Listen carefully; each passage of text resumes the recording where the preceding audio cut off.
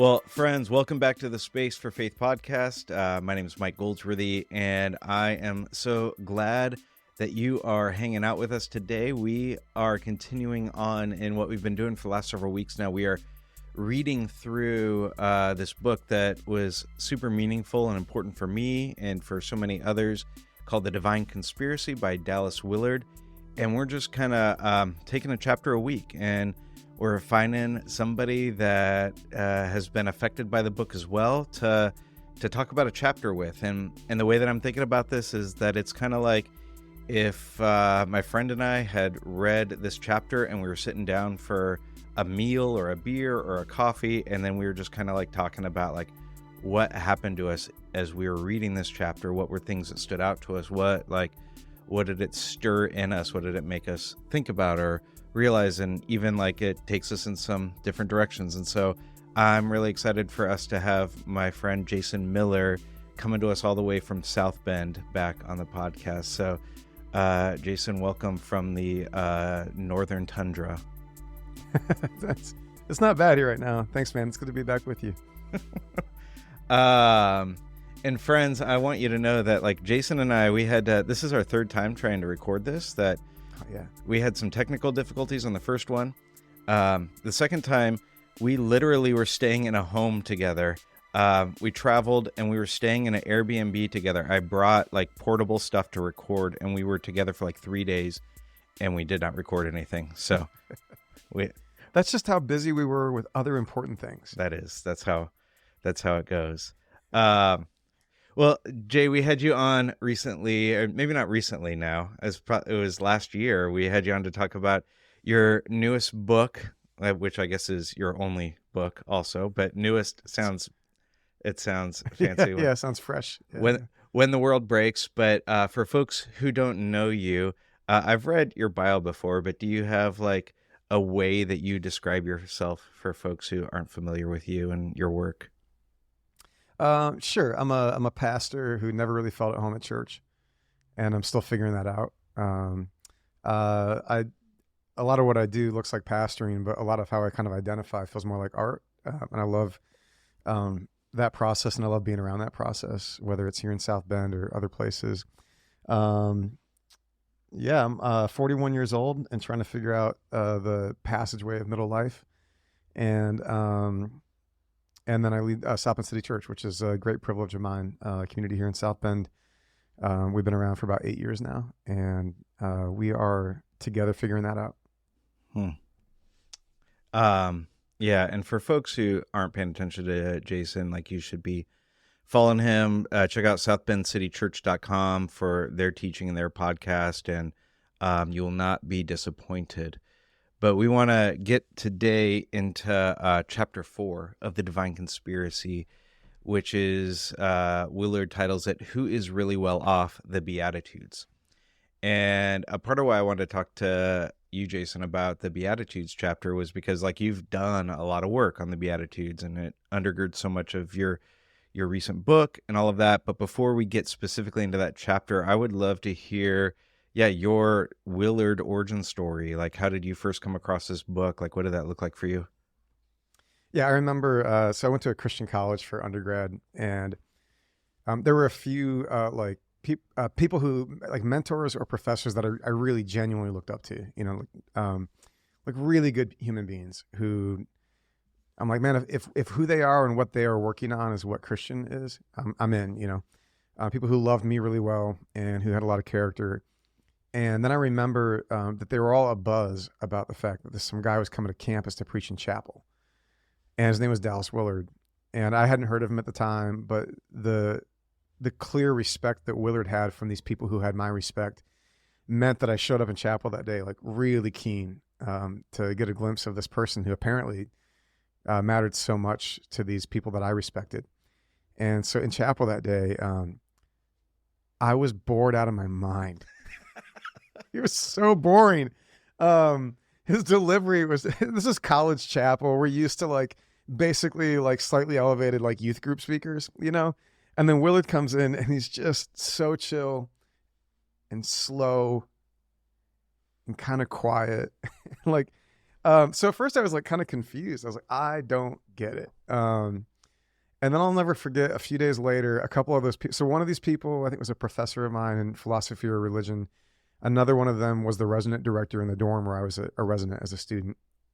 A couple days later, I was in the car with both of them, and we were going up to Grand Rapids to like go to some used bookstores because we were nerds like that.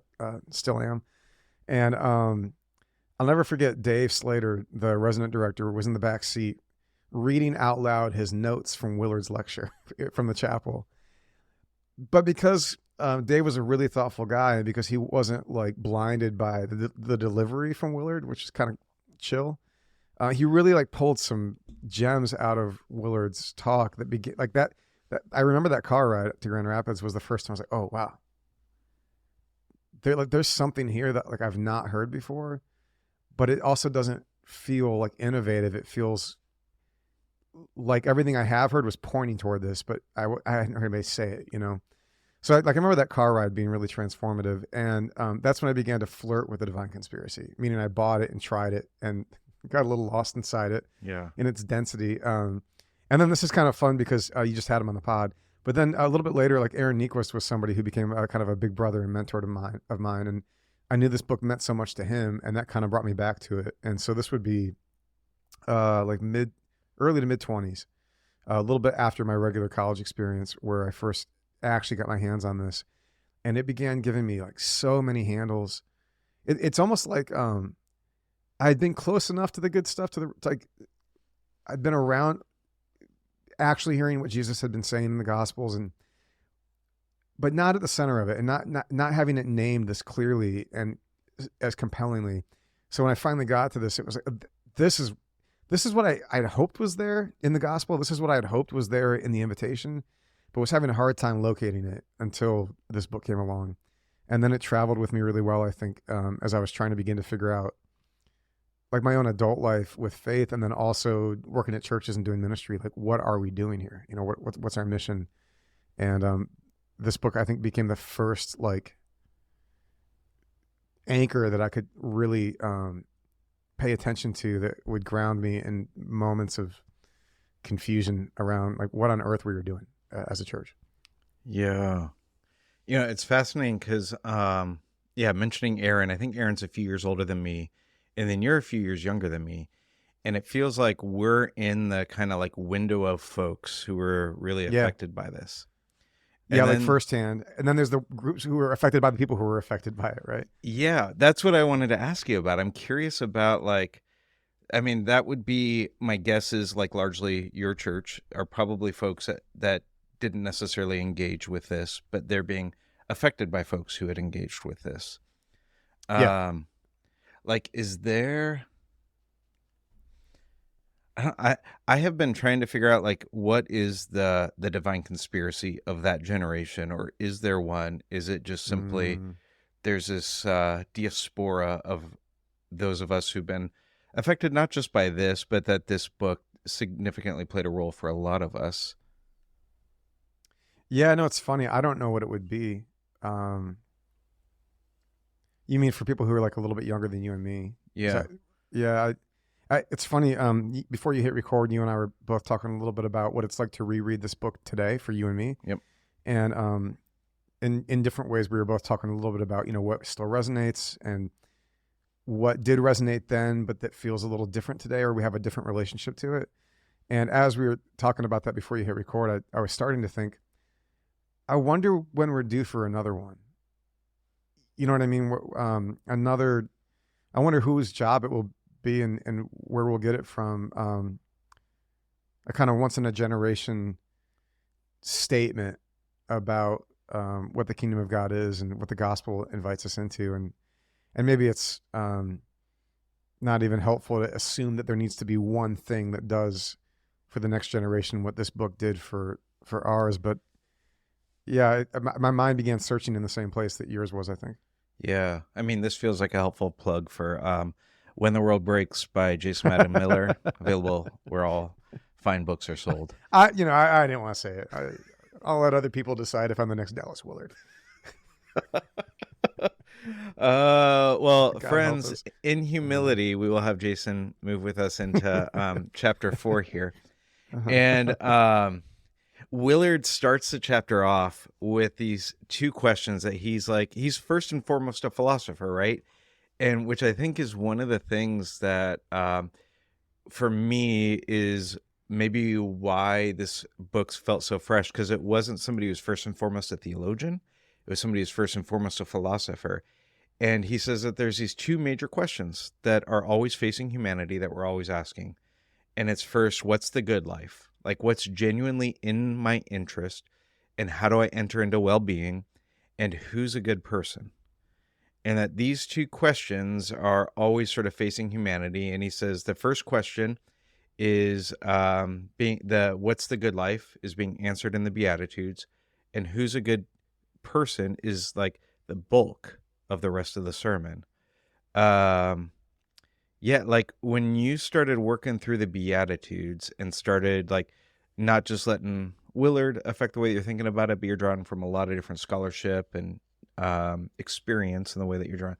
Like, is that question, what's the good life? Do you feel like that is still a driving question that's underneath the Beatitudes? That's interesting. I think today for me,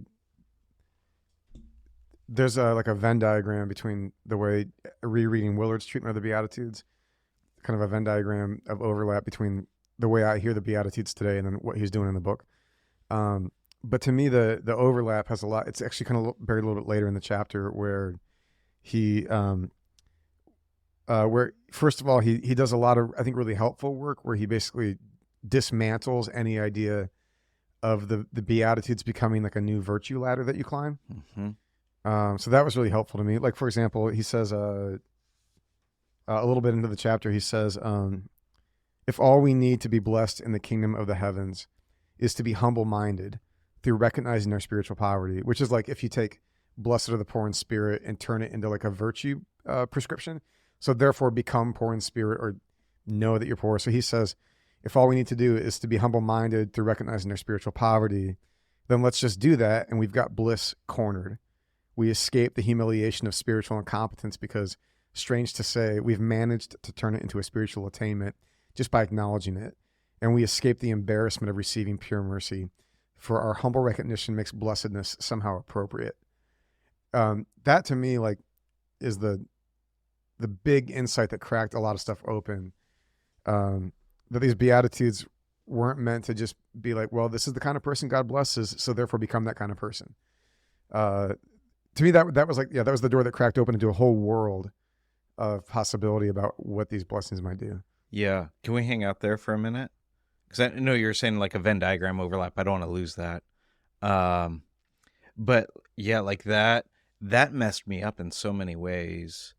And one of the things that helped me to get there was when he moves to the Sermon on the Plain, Luke's version. And it's like, blessed are the poor, period. Blessed are those who hunger and thirst, period.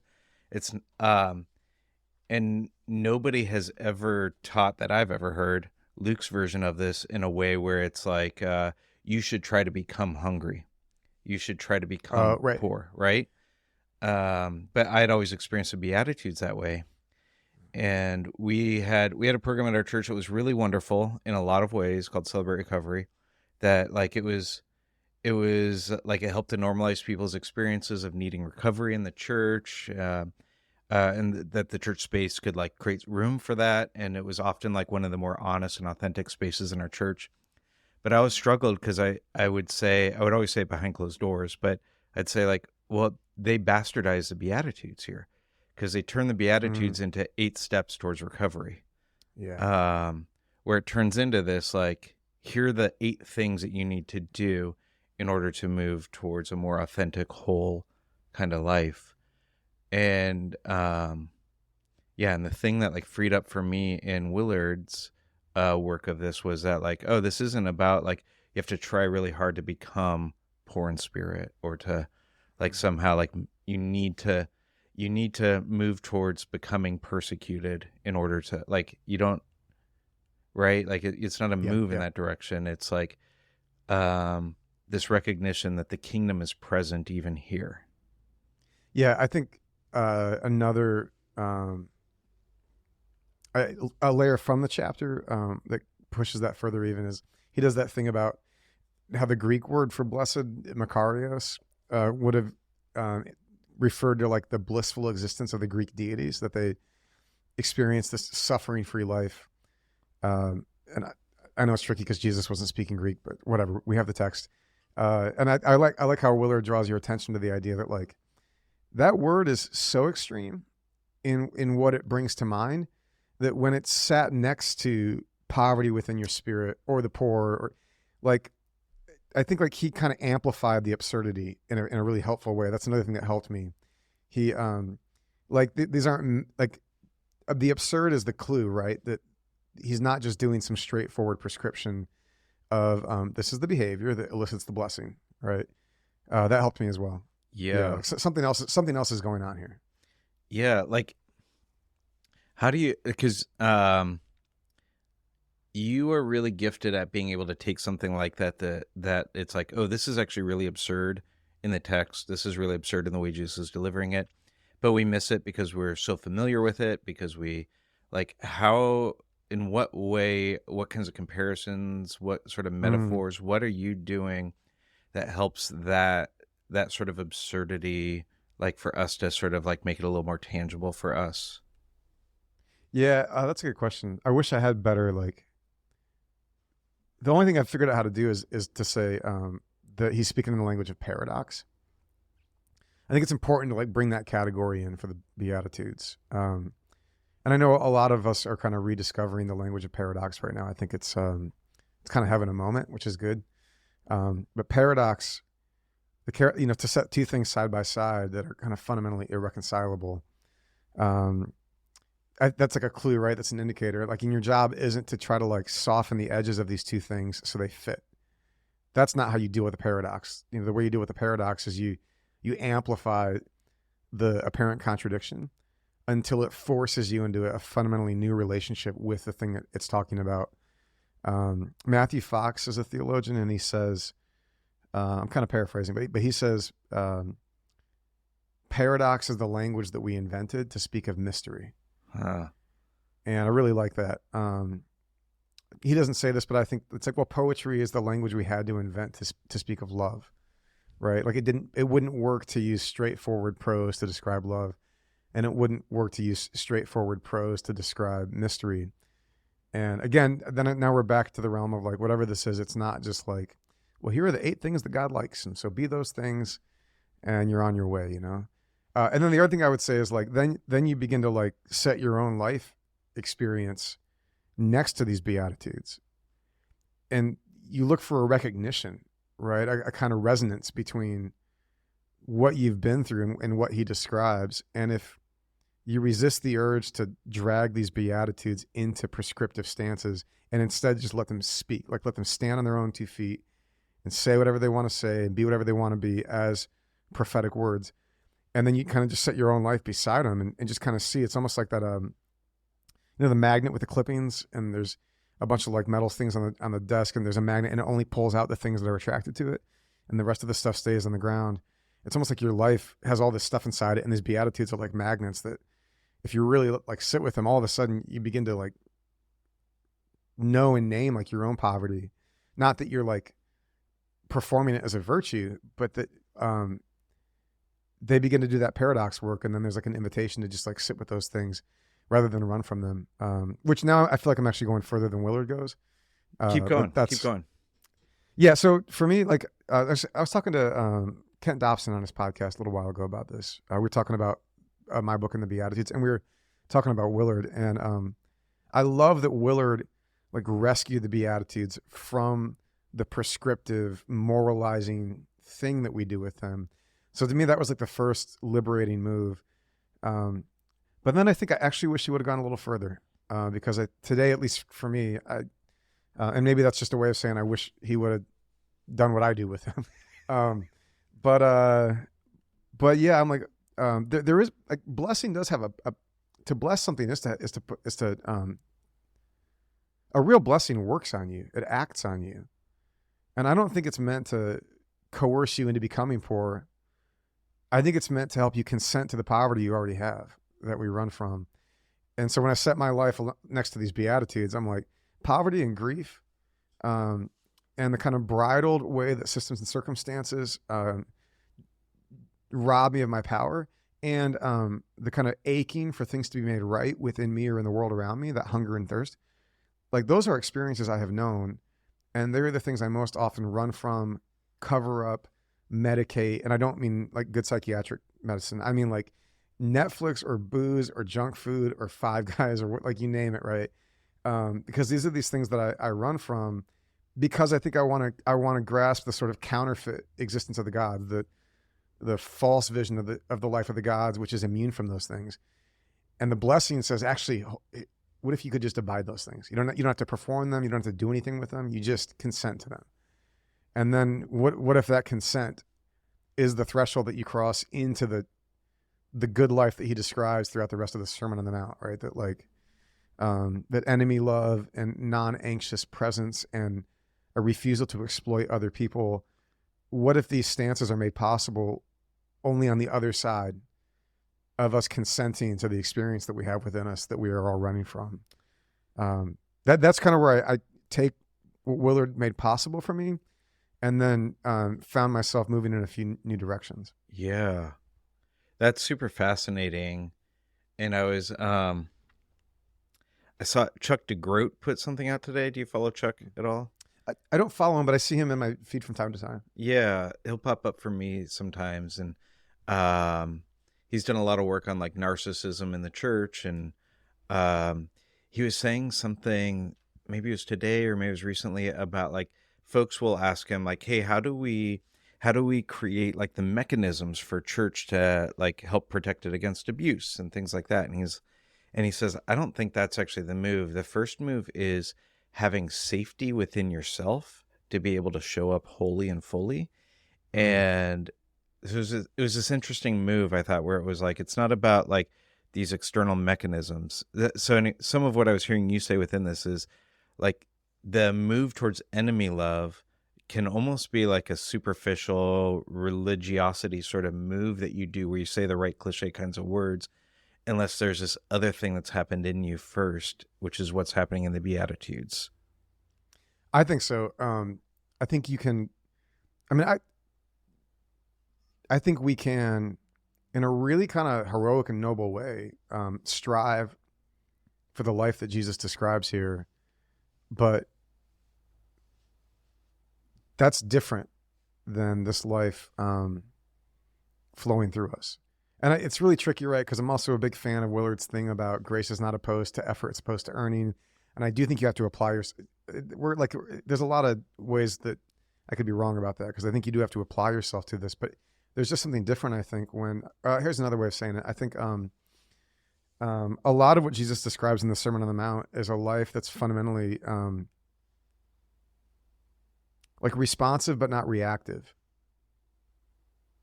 to everything broken around us, right? To hate your enemy is to react, right? They come at you, you come at them. To love your enemy is to have a response to them, which is different than a reaction, because you're not reenacting their hate. Okay. And it's like, how do you dismantle the fundamentally reactive stance that we live with in relationship to our own wounds and our relationship struggles and all the violence in the world and all of our fears? How do you dismantle the reaction so that you can live in a kind of holy response? And I wonder if the effect of these blessings, especially the first four, is like, if you find out that actually all the grief that you're carrying, you don't have to be afraid of, right? If you find out that gnawing ache within you for things to be made right, that ache itself is in some strange way the presence of God's righteousness and God's justice, rather than purely the absence of it, well, then you don't have to be so reactive and afraid of everything. So I see a kind of dismantling of these reactive energies happening if we trust these blessings, if we let them work on us. And then maybe it's that life that he then describes as one that's more possible to flow through us. At least that's the one thing I keep thinking about, is these Beatitudes are the threshold you cross into the life he describes. A lot of Christians would say the Sermon on the Mount is the good life, like Willard says. But the question is, like, what makes that life possible? And it's interesting that like the way Jesus gets us into that picture is through these very strange blessings, which makes me keep thinking there's something that these blessings do in us if we trust them. Yeah. That makes all that possible. But I don't mean you just, oh, okay, well then I'll become poor in spirit, because that just doesn't make any sense to me. Yeah, it's the acknowledgement that there is a poverty within you that you, and you're consenting to that acknowledgement. Is that what I think so, yeah. And now again, because Willard says, blessed are those who know that they are poor in spirit is not the blessing. Mm-hmm. He calls that out, right? He's like, that's not what the thing says. And I think it's not, do you know you have a poverty within you? I think it's, have you consented to the poverty within you? Those are two different things. I can know that I'm carrying around with me a poverty or a grief. That's different than consenting to it, right? Like to stop trying to keep it at bay. Yeah. And instead to like live in a relationship with that poverty, with that grief, which is more than knowing that you have it, I think. Okay. So you said earlier, at least the first 4 Beatitudes. Yeah. And Willard, like, I think he just kind of gives a little nod towards this. He doesn't spend much time on it, that some folks will see a turn that happens in the Beatitudes. And he kind of seems dismissive of that, to say like, he reads them all through the same sort of lens. But I know a lot of folks don't read it in that way and see that there's this turn that happens. Like what do you think happens there? What is the differentiator? Yeah, I was paying closer attention to that as he moves through, and he begins to sort of work out his reading of what's meant by the merciful, and he's trying to explain why his sort of theory of interpretation works consistently for all 8 of these, right? Which feels a little bit difficult on a few of them. I feel like I was more he bends struck by over a that little this bit. time. Yeah. I that really stood out to me on this reading. I'm looking at it now. His reading of the pure in heart is that they're the perfectionists, a pain to everyone, themselves most of all. In religion, they will find errors in your doctrine. He goes on, the peacemakers. I'm with him on the peacemakers thing. He says they're sort of out there in the middle on no team. It was hard for me to like work with his angle on that, because historically, and I've gotten this mostly from the Beatitudes Through the Ages by Eklund, I think was her last name. Great book on the reception history of the Beatitudes, came out a couple of years ago. And her work calls out that, like, through a lot of the last 2,000 years, different interpreters have said the first 4 seem different from the second 4. And what they think is going on between those 2 sets is different depending on who you ask. But there's a real consistent thread of people saying that blessing the poor in spirit, those who mourn, the meek, and those who hunger and thirst for righteousness or justice, that seems to be modally different than blessing the merciful, the pure in heart, the peacemakers, and the persecuted. Because those ones seem more virtuous? I think they seem like stances, right? They seem to name agency, I think, right? To be merciful, to be pure in heart, to be a peacemaker. Those don't sound like passive stances to me. But poverty within you, to be grieving something, to have your power bridled by circumstances or systems, and to ache for things to be made right. Those feel like, those things happen to you. But merciful and pure in heart and peacemaking, those things are things you do, is my take on those things. Yeah, that's fascinating.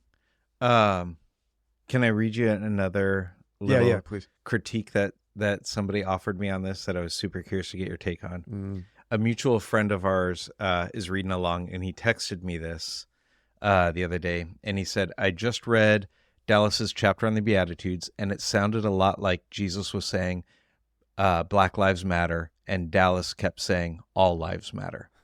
Yeah. I think I had the same conversation with the same friend. Okay. Yeah, he said, it seems that Dallas is doing important work to counter against the idea that we could create the conditions to be blessed, as if choosing to be poor would automatically bring God's favor. So he's rightly placing our hope back in God's grace, not in our worthiness. It's so important. However, it's hard to read Jesus' teaching or any of the prophets and not believe that being poor is a kingdom advantage over being rich. God's preferential leaning towards the poor and the oppressed, he puts Bergman in parentheses. And I felt like Dallas was discounting that and saying it was exclusively about our hearts. Of course, it's about our hearts, but when my pockets are full, that forms my heart in a particular way. And when my pockets feel empty, that forms my heart in a particular way. The people who say all lives matter are literally more correct. Of course, all lives matter, but the Black Lives Matter movement and possibly the Beatitudes are trying to do something really important. Yeah, yeah. I've been thinking a lot about that. When I wrote my book, I was really debating what to do with Luke's version. So if listeners are not aware, if they haven't seen this, Luke and Matthew both have versions of these Beatitude blessings. But like Willard points out, in Luke, Jesus says, blessed are the poor, period. In Matthew, it's poor in spirit. In Luke, it's blessed are those who are hungry, thirsty, like just period. And in Matthew, hunger and thirst for righteousness or justice. So I really wrestled with that for quite a while. There are those who would say that Luke's rendering is what Jesus actually said, and that whoever wrote Matthew's gospel came along and kind of spiritualized it, kind of did the thing that we criticize a lot right now, like in Western American churches. So I heard that critique. I'm really wrestling with it because I think the preferential option for the poor, which has a really substantial theological history, I think can mean a lot of different things. And I've read liberation theology. Gustavo Gutierrez is the founder of some of that. He's over here at Notre Dame these days. And I think there's so much to learn from that. But I have so many questions about what we mean when we say that. Are we saying that, God is on the side of the poor over and against those who aren't? Are we saying that, for example, those who are materially poor are less attached and less beholden to the things that prevent the rest of us from embracing the kingdom? And the answer to all that might be yes. I don't know. Like I can see different angles, but those are different ways of rendering that preferential option. I reread this chapter again after getting the same text from our friend. And I think I'm kind of like, I think I half see what he's saying. I'm not sure I'm all the way there. One more question about all that then is like, so it's one thing to ask, what do these Beatitudes mean for me individually? It's another thing to say, what do they mean for us collectively in the kind of world that we build and how we order our churches and where we put power and all of that. And what I just said is connected to that point too, because if, blessed are those who mourn. If that's speaking to me when I mourn, that's one place of application. But if that is helping me understand like how I should structure my ministry or our church so that we sort of center those who God is blessing, that's another implication. And I'm not sure that's bad to do. It's just it's like a concentric circle of application. And so I feel like our friend there is another way of saying it is that he's asking sort of questions about systemic implications of these blessings. And Willard's really drilling down on the personal implications of these blessings. And I think a lot of me kind of just wants to say like, I think the answer is yes. That we need both, right? Yeah. So how are you thinking about that? You've had some time with that too. I feel all over the place on it, honestly. I think some of it is, I think I understood what Willard's reading of the Beatitudes to be, that he essentially says like Jesus looks out, he sees a crowd of people, and he's picking up particular kinds of people in that crowd that he's using as illustrations.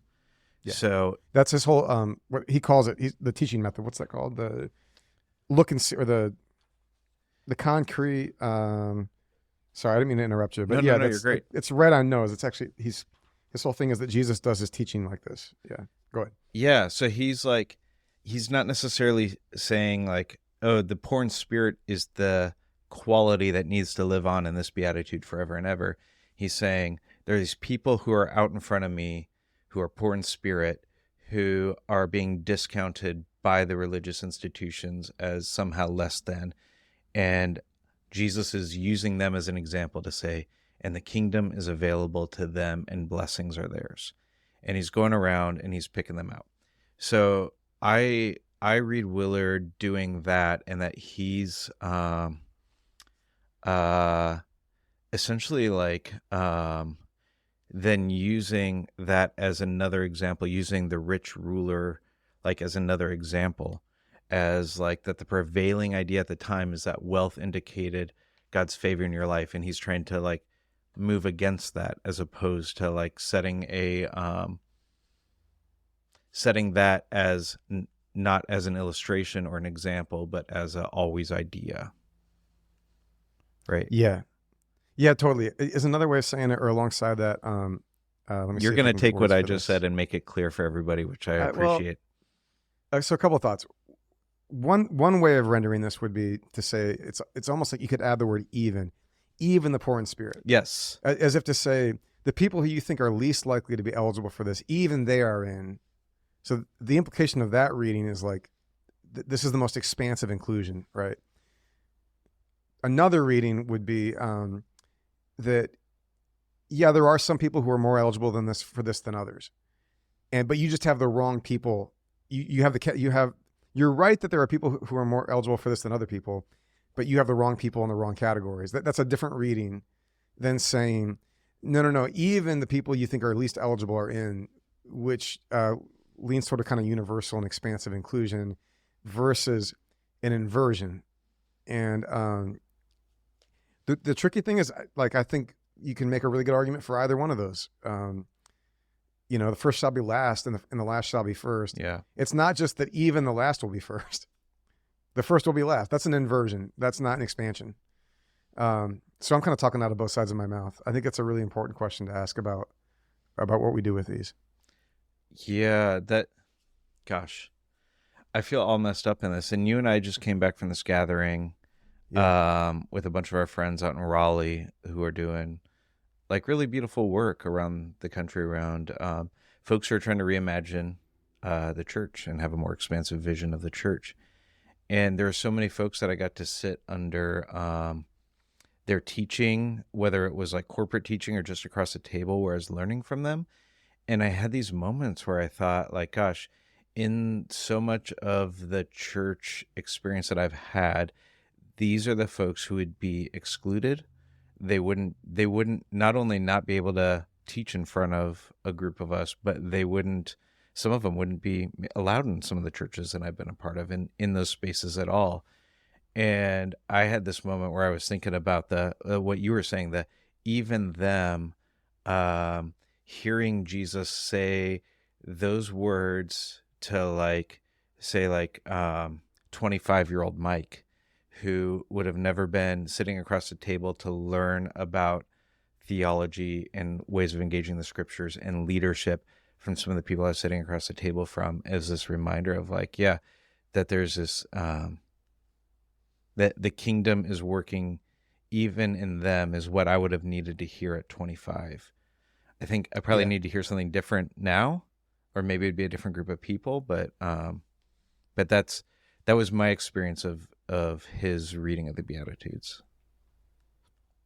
Yeah, that's I think a really beautiful or a sort of flesh and blood example of what we're kind of kicking around here. Yeah. Well, I mean, that's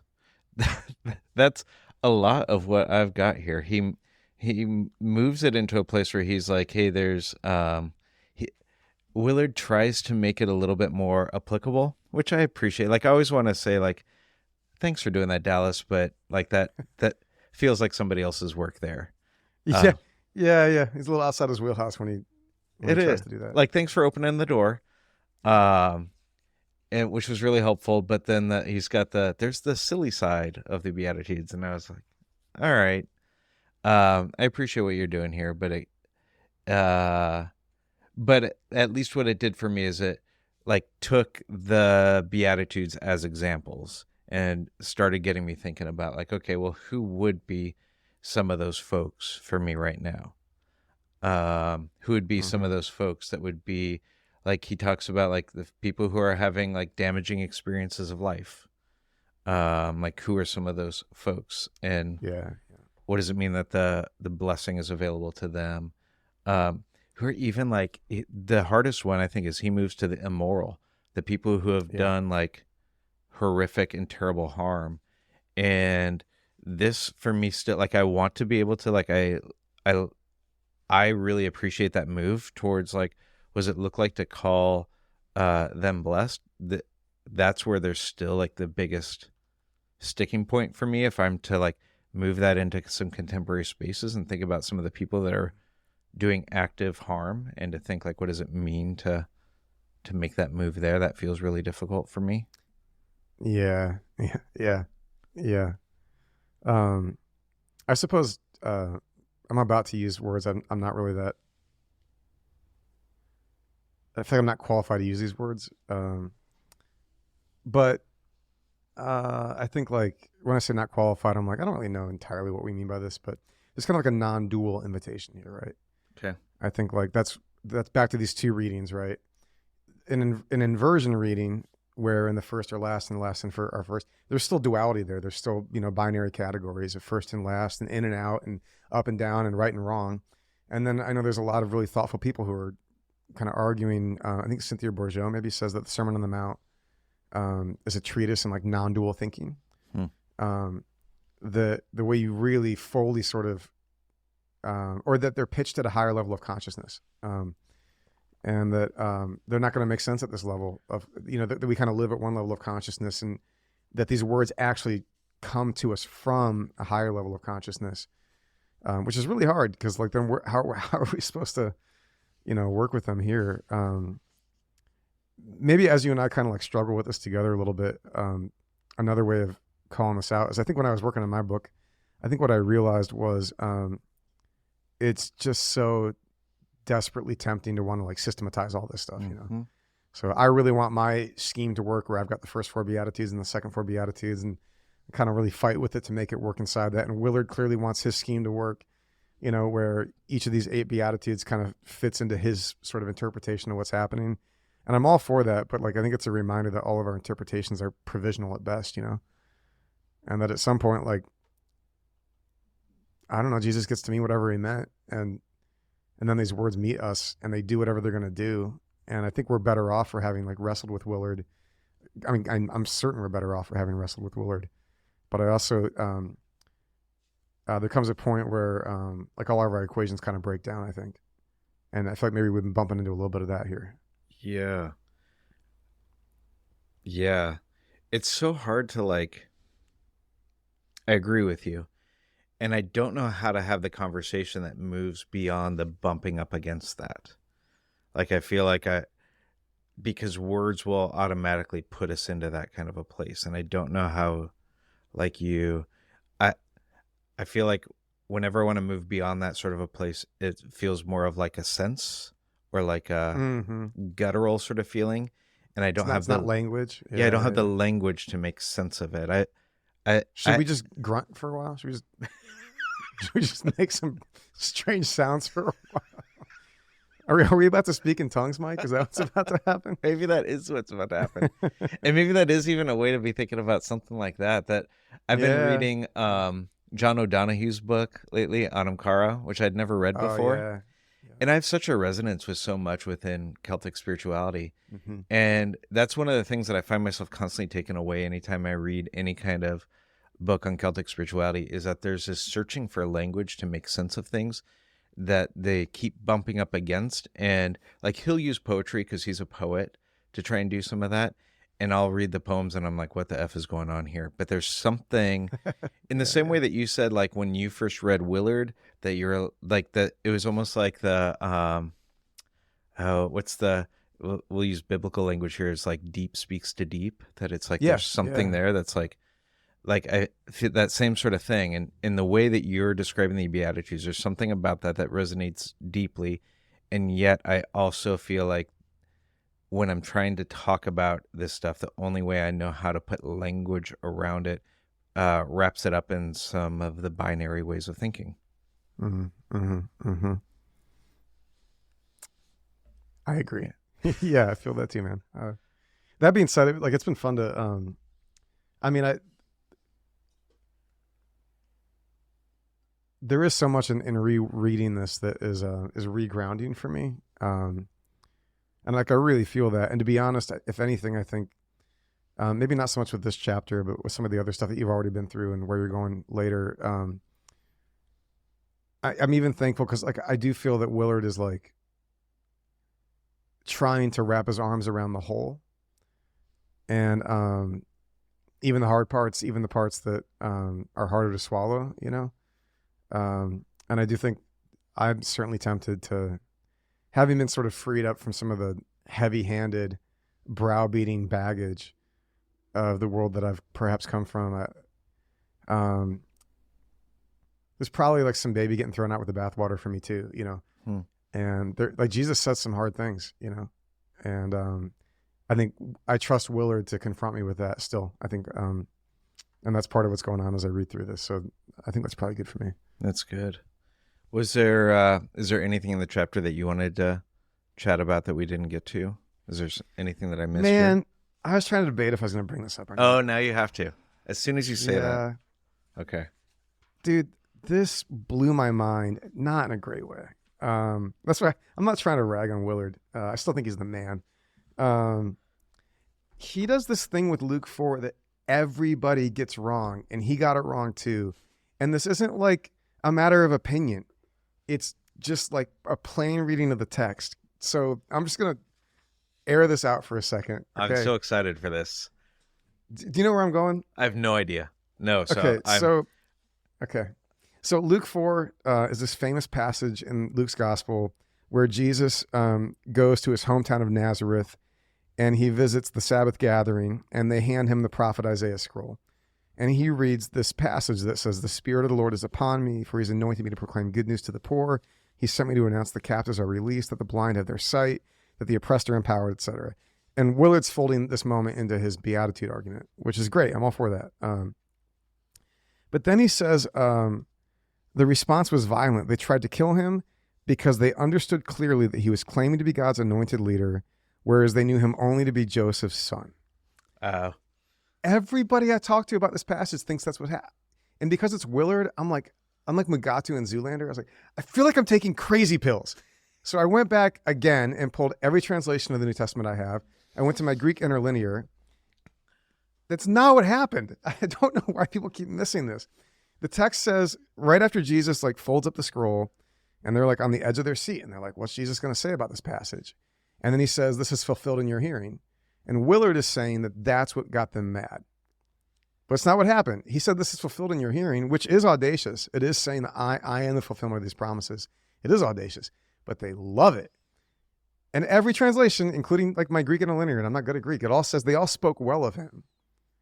And then said, isn't this Joseph's son? Which I take to mean like our guy is the hero. Like hometown boy, like our guy is the guy, right?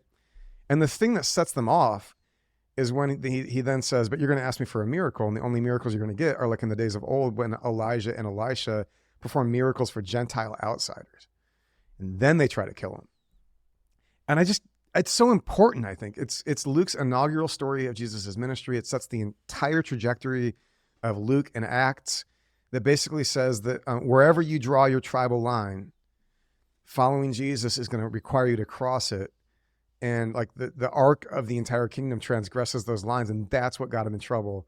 And it just blew my mind that he like glossed right over it. Not only did he gloss over it, he got it wrong. I was like, oh, buddy, come on, Dallas. I just keep bumping into it. I was talking to a buddy doing his PhD in theology the other day, and he was summarizing Luke 4, and he did the thing Willard did, and I just think I get hot about it because we're living in a moment where group boundaries are, really, really energized right now, right? And I mean that politically, I mean that religiously, and I mean that left and right, and like in every direction.